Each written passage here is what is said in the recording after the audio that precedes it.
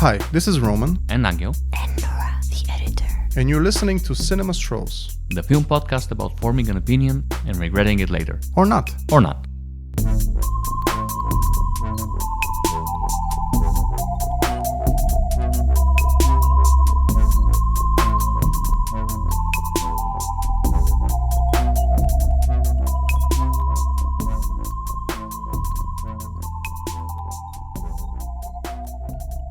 We just watched Sinners, the new film from Coogler, and I had a good time for sure. Are you a fan of Coogler? Have you seen his movies? Yeah, it will be interesting to start with our history with Coogler. So I haven't seen a lot of Coogler. I have not seen Fruitvale Station. I have not seen Creed. I have not either, yeah. But you've seen Creed. I've seen Creed, and Creed is a pretty solid little movie. Okay. It's about as good as a Rocky sequel can be. Like and we've both seen 40 Black years Panther. After. Yeah. And by this memory, was more interesting than Black Panther for sure. I think so. Yeah, full disclosure, I did not really like Black Panther. It's fine. I know not the audience for it. I was not really, how do I say this? It's not that different from the average Marvel film, I feel. But I don't know. It's like I might be oversimplifying the cultural significance of the film. Might be going over my head. I'm definitely not qualified to talk about it, I feel, so. Yeah, we're two white guys from Eastern Europe, of course. Exactly. It's not a movie aimed for us, even though it's like a major blockbuster. But this film that we just watched was also socially conscious, and I felt it was a lot more interesting than Black Panther. Yeah, I would agree. I was a little frustrated though, because it kept losing me and then winning me over.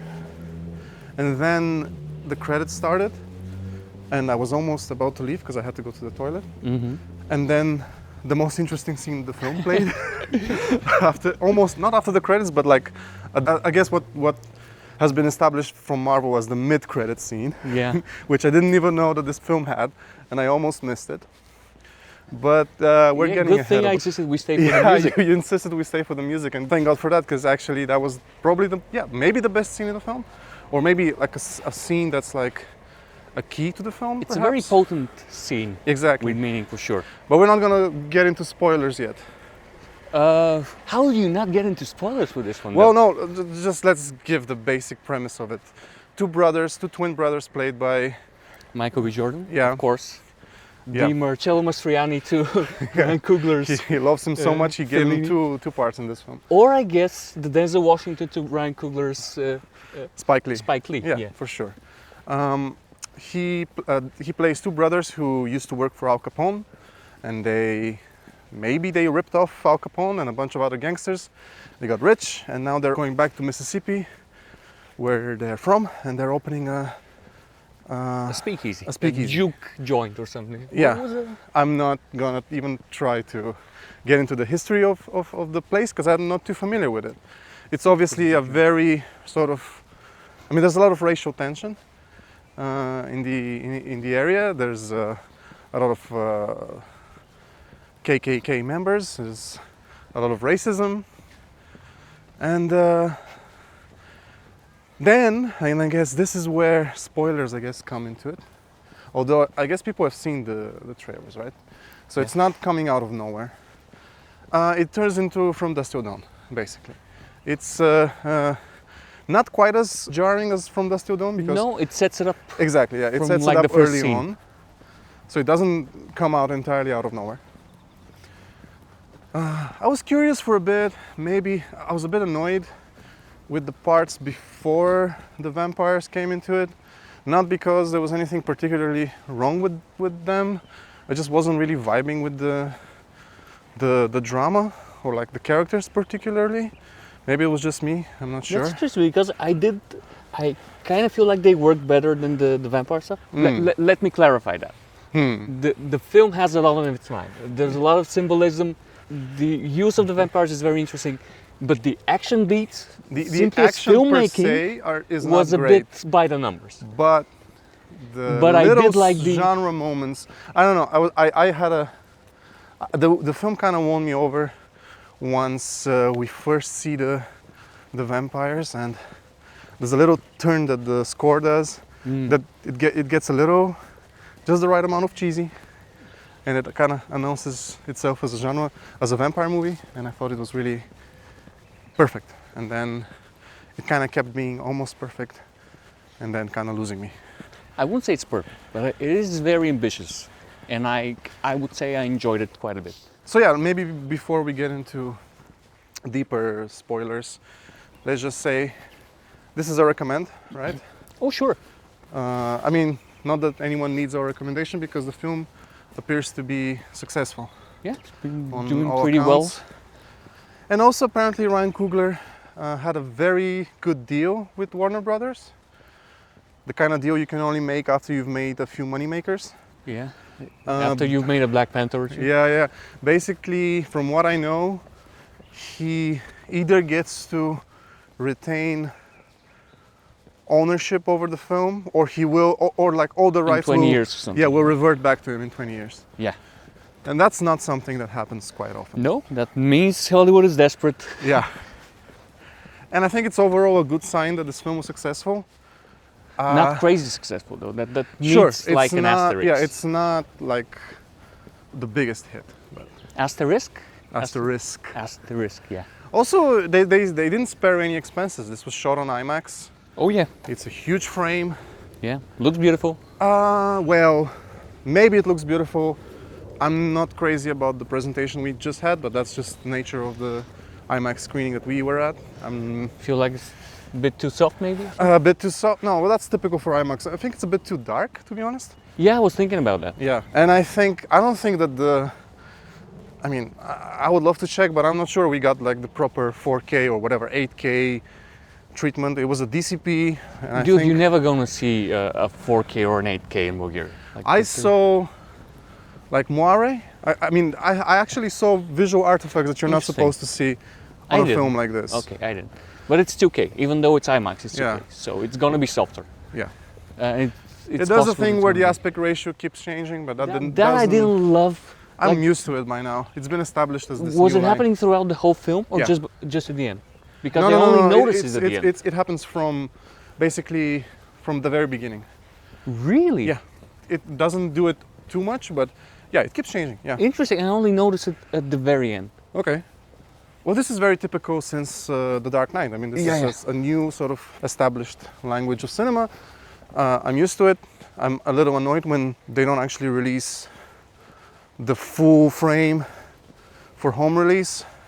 Like, for Presumably example, nobody has a screen that can watch this. yeah, at but you proper can watch. resolution. It's whatever. It doesn't matter. You see more of the image. You're supposed to see the full frame. I don't like it. For example, Dune, you can't really see at home. I think because they haven't released the IMAX version for home yet, or at least they hadn't by the last time I checked. And Probably it's, never will. Yeah. So definitely the proper way to watch this film is on IMAX. Just not in our country. I mean, of course, by the time you're listening to this, It will it's not been be. long Yeah. replaced by Thunderbolts. Yeah. So what are we even talking about? But yeah, Okay, so expensive broadly, movie, yeah, the kind of movie that you can make once you've had a few hits. is the one for me for sure. Exactly, yes. But he's still playing around with like genre in the language of like pop cinema. Oh yeah. This is not like an art house film by any stretch. In some ways, it might be weird, but it kind of reminds me of like a Jordan Peele thing, just a bit, Sure. because it's trying to play with just like what was it, the UFO one? Not Us, Nope. the next one, Nope. Yeah. Just like Nope, it's using like Genre tropes. the And, classical American iconography, yeah.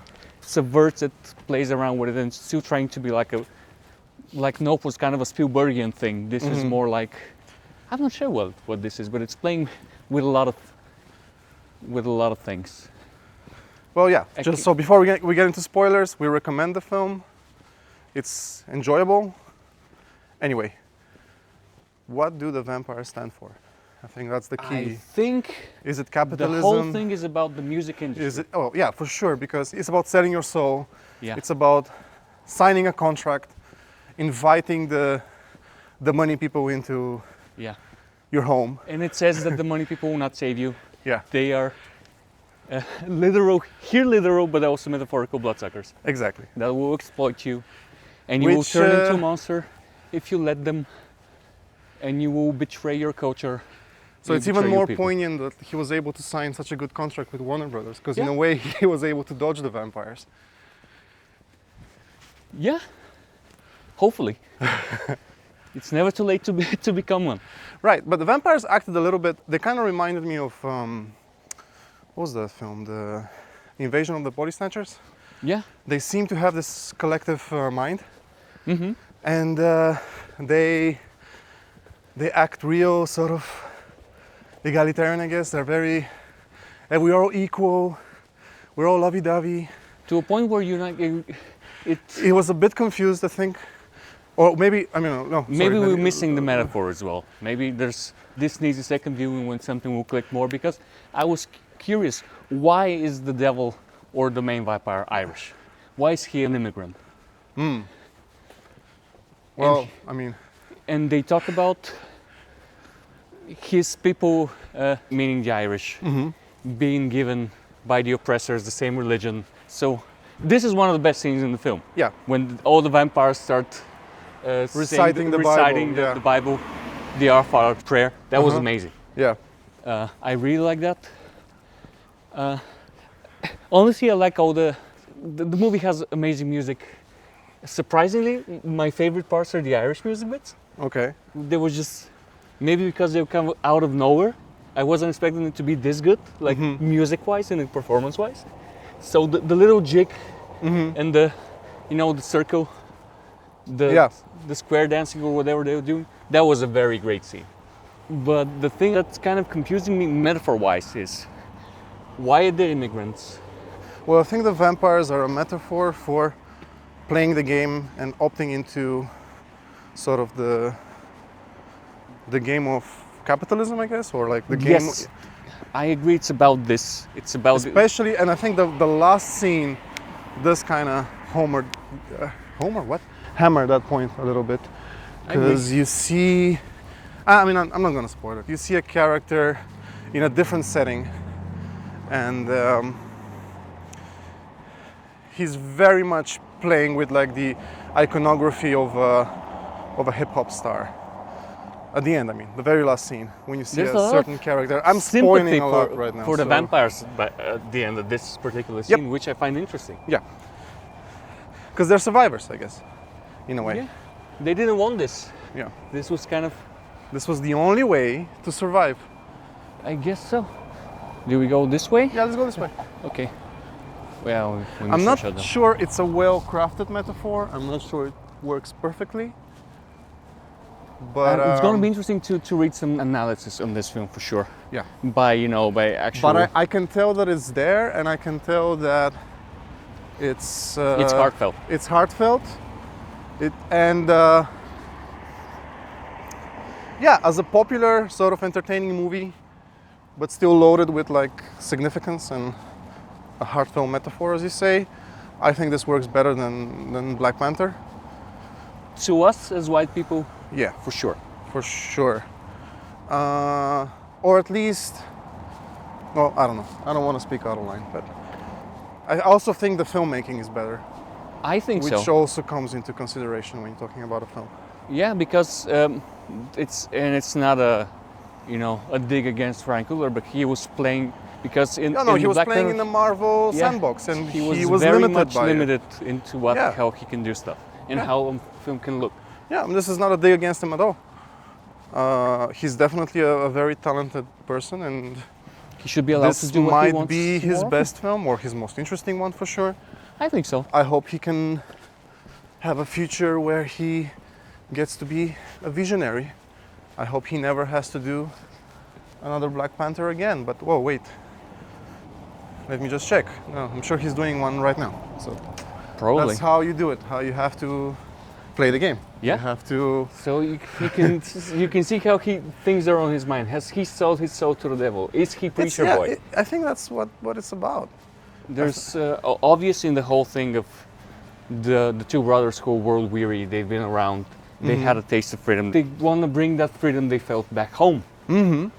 And but also in the dialogue of the film, like Yeah, but the in freedom, the text, the they've freedom never they- felt a yeah, place for them yeah. even then. The freedom they had was not real. Yeah.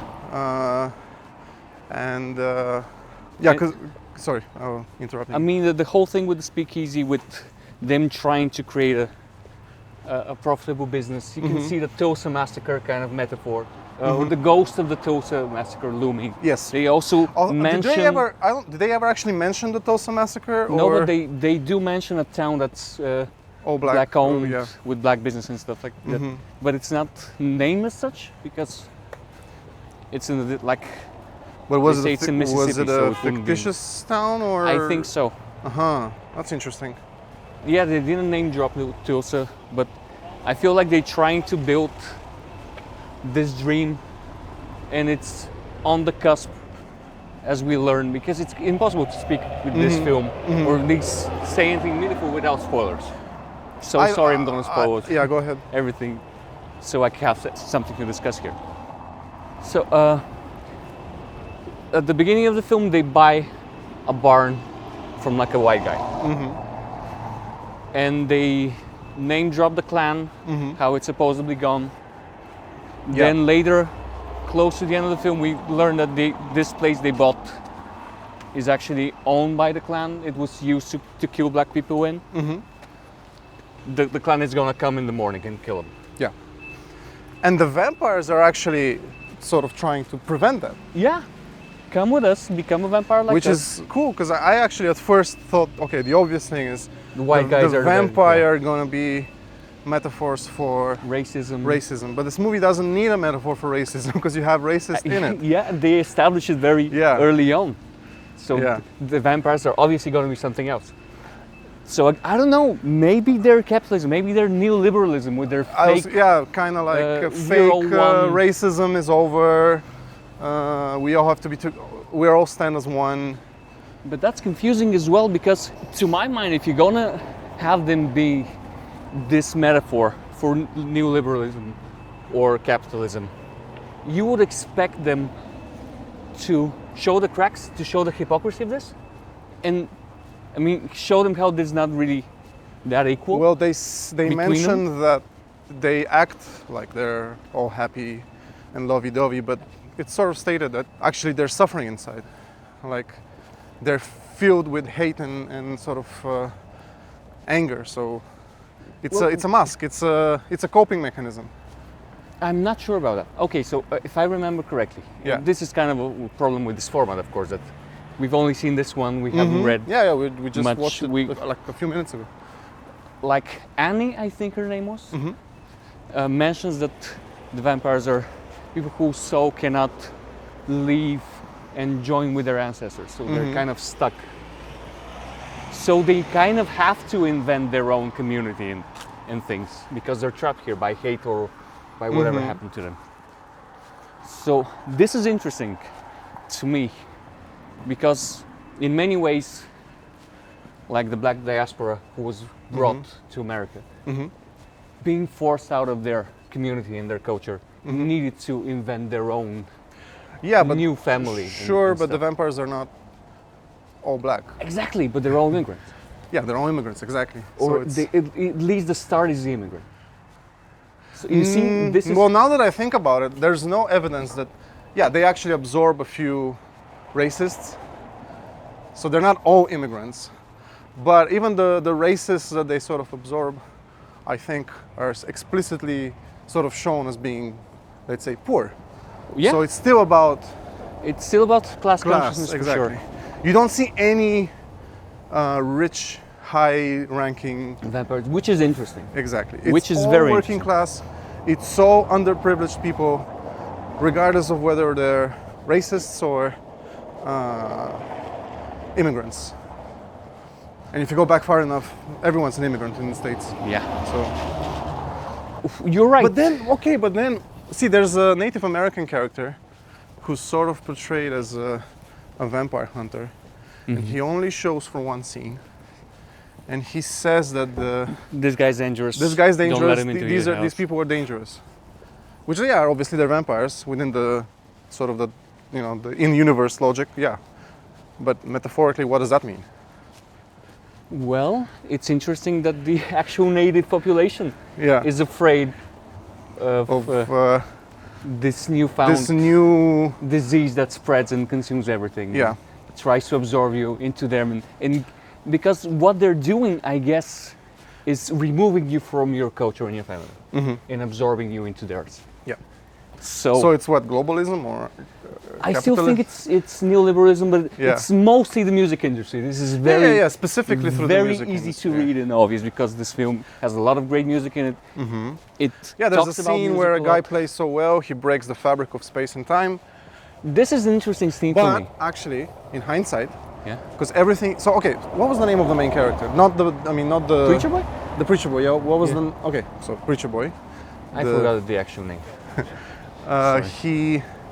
So one of the characters, he's a musician, and it's stated early on in the film. So actually, the opening remarks, there's a voiceover character who mentions that some people have the power to summon spirits through music, and you have this character who plays so well, and then later on in the film, you have a scene where the character plays music, and the voiceover comes in again and says he can summon spirits from the past. The same thing, they just kind of remind and the you future. of it. And when they say future, you start seeing some cool stuff happen.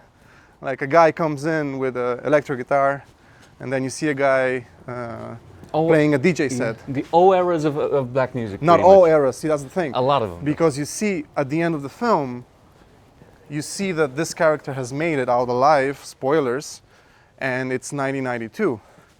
I don't think you see, in that vision scene, I don't think you see any, stop me if I'm wrong, but I don't think you see any signifiers or like any musicians or any music thing that's past 1992. So I think it could just be a memory. It could just be this old guy looking back on his life. There was twerking. There was twerking? There was twerking. Well, okay, well then So never I'm so mind. sorry, then. this doesn't work. Okay, well then I guess I'm wrong. Can we talk about Was the twerking not scene? invented in 92? Pretty sure that twerking came in later, at least in the Alright, well, popular. never mind then. So this scene is interesting to me. And when you were saying that how the movie kept losing you and winning you again, Yeah. I was on the film side most of it. When this scene started, and the first time we see people from other time periods of black music coming in, I was like, this is kind of goofy. Yeah, Yeah, this is a but bit too much. there's a lot but of then it kept goofiness. going, Yeah. and as it kept going, actually won me over. It kind of It got embraced emotional. it is goofy, but Yeah. but it's also very sincere. Yeah, this is the thing. It's not the only goofy thing in the film, but It's the most goofy thing. in the I film. think the goofy parts in this film were my favorite, to be honest. I think that the whenever the soundtrack got a little crazy and whenever it went a little more. I don't know if I would call it goofy though, because to me goofy has this Well, connotation. okay, was of- this film scary at any point? Oh no, I don't think it was trying to be. For sure it wasn't, and I think it was trying to be. Okay, maybe goofy is not. I don't know. I thought it was a It was little bit playful, playful, exactly. and the playful bits were the best ones. Yeah. I mean, some of the sincere stuff worked very well. This scene was both kind of goofy and very sincere, so it won me over. The ending is very sincere, and it won me over. I mean, this hidden post-credit the scene. hidden scene. Yeah. But talking about this, and sorry if this kind of jumps a lot again. This podcast is jumpy. Stop worrying about Yeah. it. So after they defeat the vampire, Uh-huh. the tactone scene of Michael B. Jordan killing the racist kind of lost me. I don't feel. I agree. Like Actually, the I film was really needed this. not because I don't like what happens in it, but just because it felt a little bit like it came out of nowhere. Yeah, Especially the way it ends, which I'm not gonna spoil. But there's a little otherworldly thing that happens at the end that wasn't my favorite thing. it was A ghost verging on lick. goofy again. Yeah. No, it was full on goofy. That was probably my least favorite part of the film, was that scene. But then, as I said, right afterwards was the best. For me, my personal favorite Yeah. scene in the film. Why is it your favorite scene in the film? We need to discuss it. You need to because- spoil it. Fuck this. Well, okay. They know well, we at recommend the the very film. end, you see that the preacher is alive and well in the year of 1992, and the Stack, one one of the brothers who was killed and turned into a vampire. yeah, and his girlfriend. They're still there. I was going to say they're still alive, but they're not. They're still vampires. They're still around, and they walk into the bar. They get invited into the bar, and you think that maybe it's going to turn into another violent scene, but instead they just sort of sit there and talk. And reminisce about the good old days. The good old days. And it's about music again, the real blues, yeah, the real shit that exactly. they ask him to play. Yeah, they ask him to not play guitar, electric guitar. They ask him to play acoustic. The resonator one, and yeah. he brings out the old guitar that he uses, that I guess he fixed because it gets broken at one point. Anyway. Maybe it's a different one, but it's still resonator guitar. Yeah, so I feel as though that scene is supposed to, I don't know what it's supposed to mean. I just know that it means something. I just felt it's literally like sympathy whatever, for the devil. Yeah, sympathy for the devil, because they are quote unquote integrated. They look like people who have made it. But they still miss the good old days. Exactly. There's still humanity there, kind of hurting and wanting. And I think the being film might have melancholic. worked better. I don't know.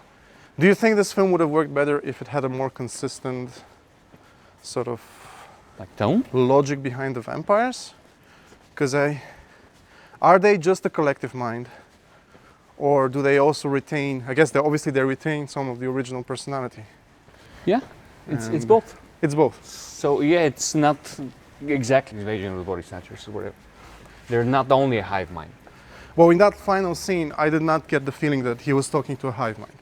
I felt like he was reconnecting with these two particular characters. Yeah, but everyone throughout the film, of all the vampires who have turned, have also retained some of the retained original. their personality. They have like a well, different outlook on what- stuff now. Yeah, it's a shared sort of. Yeah, it's a shared illusion, I guess you could say metaphorically. The shared illusion of equality, I guess, or like of being past racism, or I don't know. See, that's the thing. It's not a perfect metaphor. I don't think it works. I'm not sure I completely understand what he's going for. Maybe if in an interview or something, No, well, or maybe he'll never will. it's not his job to explain his movie. Yeah, a film should stand on its own, of Yeah. course. But I need a bit more time to think about it to say if it's a mixed metaphor or I'm not. not sure. It feels like it might be, but it still doesn't bother me too much. It doesn't bother me because I like that it's trying to do stuff, and I like that it's, even if I'm not sure what exactly he's trying to say, it's obvious he's trying to say something, and it's potent. Yeah. Like it leaves you thinking about stuff Yeah. and trying to interpret it. And I think the movies that Jordan Peele has made work better than this one, at sort of delivering the full package of like a genre film that has very clear metaphors. have you seen Us? No, but Because I'm not sure Us is very clear on its metaphors okay, as well. well, I should watch it. I've It's seen Get it's fun. Out and I've seen Nope. Nope. Yeah. And both films I felt were pretty clear. Don't ask me to tell you what they were because I watched them some time ago. But Yeah, Get Out is very well, clear. Get Out I'm is not sure about a very Nope. specific form of racism. That's what Get Out is about. Yeah, I'm not really exactly sure what Nope is about, to be honest. I like Nope. Another film that has a lot of things on its mind in trying to express them metaphorically and not necessarily state them. Well, I outright remember as when I text. watched it, I wasn't feeling confused by it. So, for what that's worth. I'm still really thinking about why is the vampire Irish? The main vampire. The main vampire, the one who starts the whole thing, who turns everybody. Racist and black alike, and Asian people, presumably Native Americans because they're after him. So why does he need to be an immigrant? Did immigrants bring capitalism and neoliberalism to You're America? saying that This it would have made more sense if the lead vampire was. I'm not saying that. I'm not sure if it will make more sense because I'm not exactly sure what it's trying to say. This is the thing. I which don't find get the interesting. feeling that the lead vampire was trying to maliciously create.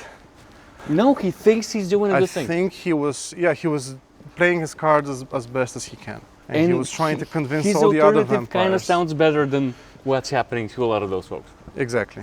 I don't think that the lead vampire has some kind of machination. You know, he is trying to survive.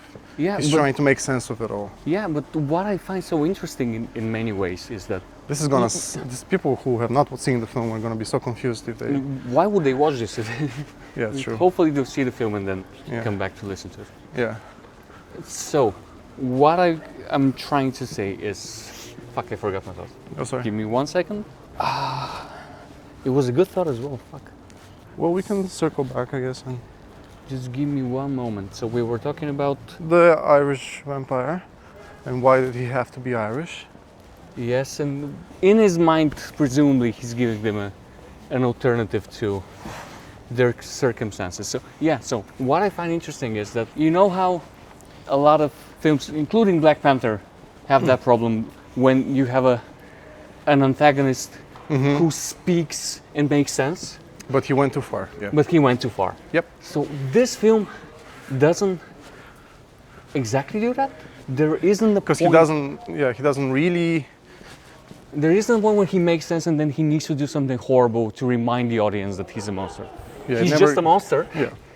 but it's never like there's a lot more sympathy again for the monster than it is in most movies that play around with this trope. Yeah. Also, if the vampires are a metaphor for neoliberal capitalism or whatever, I think the movie could have done more. The criticism doesn't go far enough. It doesn't go far enough, and the movie Yeah. could have done more on that subject. Yeah. I thought that maybe because he's really interested in absorbing the preacher boy, the singer, Yes. and his the power. stories he has to tell, his songwriting. And what does that mean? Because I thought literally he was going to sign a contract with him. Like I thought he was going, or maybe I thought that the ending was going to. The Robert Jordan thing with I selling thought, your soul to the devil. well, more like I thought he was going to sign with a label. I literally thought that was Yeah. where it was going at the very end, especially when the guy walks in. Yeah. When I Stack comes back in. yeah, I thought he was going to sign him. Yeah, he was trying to, Yeah. presumably, come live Yes, forever this in is our stack of Columbia Records or whatever. Exactly. Basically, vampirism has evolved a little bit. Let's say we're not in the 30s anymore. Now, vampirism has become a corporation, I guess. Doesn't quite go far enough. I agree. sure. I wish it was more a Pointed. reminder how, I mean, they're literal vampires who are killing people, Mm-hmm. but the people who kill all of them become vampires. Yeah, and This is they. kind of confusing, also metaphorically wise, because we don't seem just killing random people and they're just dead. and No, sucked they out of come blood. back and they seem pretty happy, to be honest. Yeah, so it's more like Village of the Damned or the pot people from Avenger of the Body Snatchers. Exactly. So the metaphor of them being evil bloodsuckers who will suck you dry and suck your culture and your people dry kind of gets lost a little. I wish there was a bit more affirmation that, you know, if you go down this path, it will be bad for the people around you. Because there isn't a lot of, There isn't a lot of. there aren't a lot of bad sides to being a vampire. As portrayed in the film. As portrayed in the especially- film. Except for we have it on the authority of a mystic character that their souls are suffering. Yeah, We don't really see much suffering, though. Yeah, that's a problem. And that's a problem. I agree. If it's going to be a metaphor for capitalism and for neoliberalism, if it is what we think it is reading it, because I think it's pretty clearly it is, we don't see the The bad downsides side of of it. Yeah, the downsides of I'm it. sure there's something about like black excellence and people like Jay-Z being criticized here, at least to my mind. I'm trying to imagine the FD Signifier episode when he discusses this film and tries to Yeah, and analyze then it. it will be cool to watch because he's going to make sense Yeah. of it, and we'll Much finally more than we do. we'll understand what the film is about. Yeah. But I feel like there isn't enough criticism of capitalism to my taste. Yeah, There is sympathy, which is interesting, that people are stuck in this. sympathy for the people who live under it, not. Sympathy for people who have embraced it as an alternative to whatever, like, horrible existence they've had before that. But we don't see the downsides, we don't see how it's destroying the communities. Yeah, it's a mixed bag, Yeah. but it's enjoyable on Yeah. a technical level. I On a guess. technical level, good Kinda, not acting. everything. It doesn't quite always work. Yeah, sure. But I had fun with it most of the time. Yeah, I'm definitely more interested in Ryan Coogler now than I've ever been. Me too. I'm tempted to revisit Black Panther. I'm tempted to revisit Creed, to be honest, because Maybe we should watch Fruitvale Station. that as well.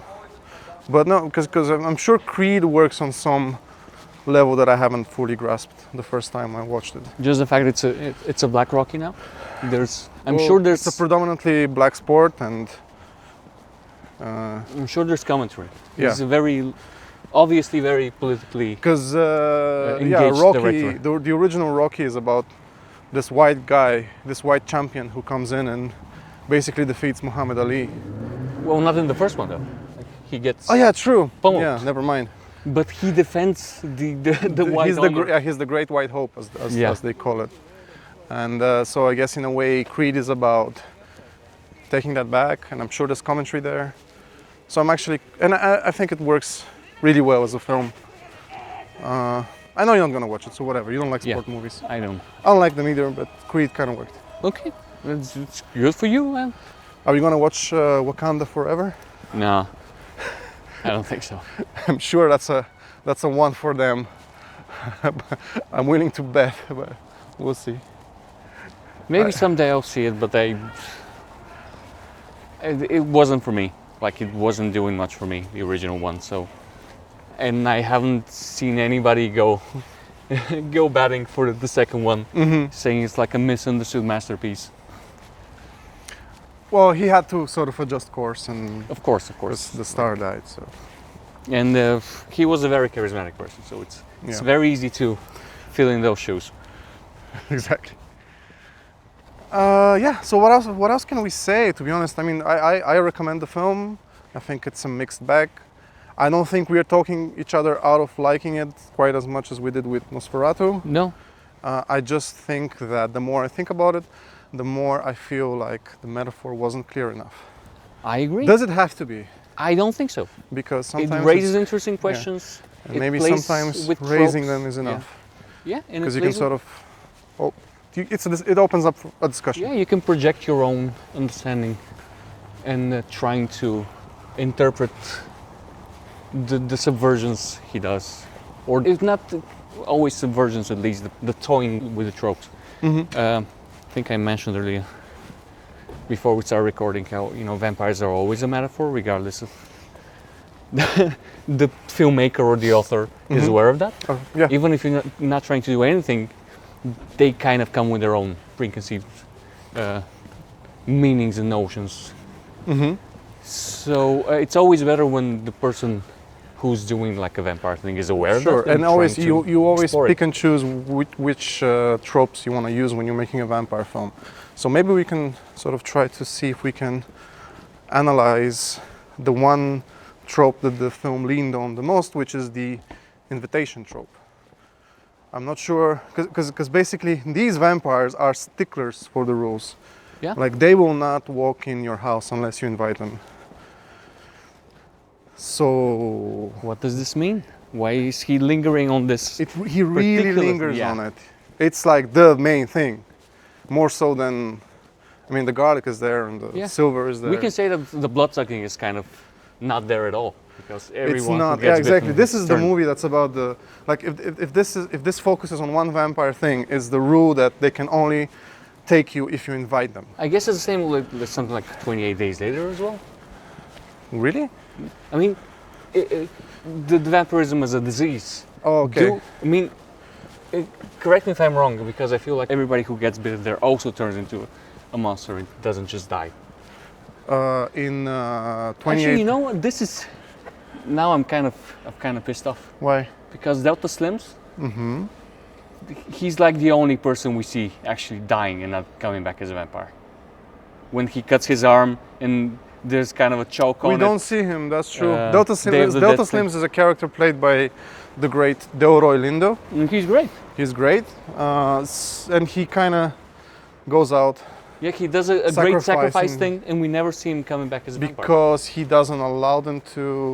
I mean, he kind of cuts his arm before they can suck him, so maybe there's no blood for them to suck. Well, I don't think so. Like I don't know. he's still alive when Maybe they're still... they never got around to shooting that scene. I don't know. Maybe he felt like it wasn't important. Yeah, I just remember that, and You feel like this character would be. It would be important to see that character also turn. Or no, more like he's the only person who is presumably consumed by those vampires because everybody else gets back in, you know? If it's like a disease thing that you let into your heart or whatever. Well, no, I thought it was more about making the decision to sell yourself, but you're not though, because they're kind of trying to trick them in the goofiest way. They're not trying to sell them something, like it's not a contract. It's a come join us thing. Well, no, it's a come join us once the game is revealed, but most of the time the vampire wants to walk into your house and he tries to, in the film, the way it's shown, it's trickery. They're not offering the paradise thing. No, they try upfront. to trick you and then they try and Exactly. sell So you their again, vision it's of still the kind world, of sort of confused. Why linger so much on the invitation thing? Did he maybe just think it was cool? Because at first I thought it was a metaphor for signing over, like agreeing for it to happen, but let's go that way. that's not the case, because the victims who invite the vampire in are not aware. Yeah, they're not aware of what they're inviting It's not, in. yeah. It is trickery. And once the jig is up, That's then when you're the trying vampire to... starts talking about, no, this is the sell them only the- way. Yeah. That's what I mean when I say that it's kind of muddled. Yeah, I agree. So yeah, it's a muddled fun movie. More fun than model though. Yeah, true. Honestly, maybe it was because the projections you mentioned is kind of dim and kind of contrasty. Uh-huh. It took me a while to figure out that Michael B. Jordan was playing two parts. Honestly, it took me a bit. Really? Yeah. Oh no, man. Guess I I'm mean, just they racist. kind of. I mean, the first shot when you see the two Michael B. Jordans, they pass a cigarette to each other like 5 times, Yeah. and it was obviously them showing off the VFX. Great VFX? So I guess, so when you saw that scene, you didn't notice that it was the same person? No. Okay, well then I guess. Shit, I was about to say Jordan Peterson. Michael B. Jordan is an amazing actor then, because This is my favorite performance of his. yeah, he's good. He's good. I mean, he's playing two very similar characters, but they're distinct enough. No, they're distinct. I think they're distinct enough. Yeah. Like pulling double duty is not easy. He's doing pretty well. And the VFX were pretty good. Like I didn't notice any scenes.